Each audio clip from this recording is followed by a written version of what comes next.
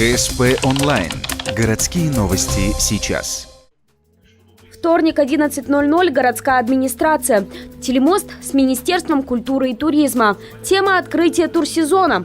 Что в Коми готовы предложить для гостей и тех, кто хочет отдохнуть, не выезжая из своего региона? Оказывается, вариантов масса.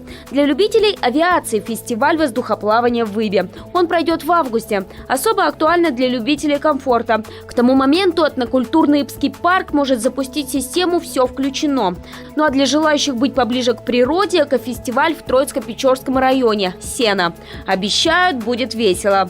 Ну а кто помимо весело любит, чтобы было и со вкусом, welcome в Печорский район. В июле там пройдет Черри-Нянь-Гаш или праздник Кулебяки. А вот Ухта все больше для любителей активного отдыха. Водные сплавы однодневные, многодневные по рекам Ухты, Ухтинского района, с заездом даже в соседние муниципалитеты.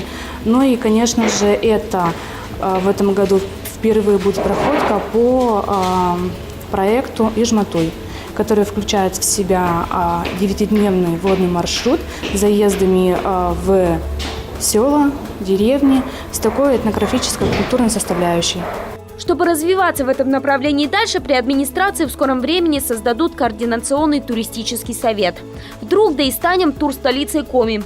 Как к столбам выветривания к нам повалят Насидьюские скалы. К слову, в Ухте уже не первый год думают и над праздником-брендом, таким как горка в Устцильме, в этом году она юбилейная, или Луд в Вижемском районе. Пока нет такого своего, наши в этом году будут блистать в Вижме. Ухтинский шаржист Николай Парфентьев на Луде хочет побить рекорд, нарисовав 450 шаржей.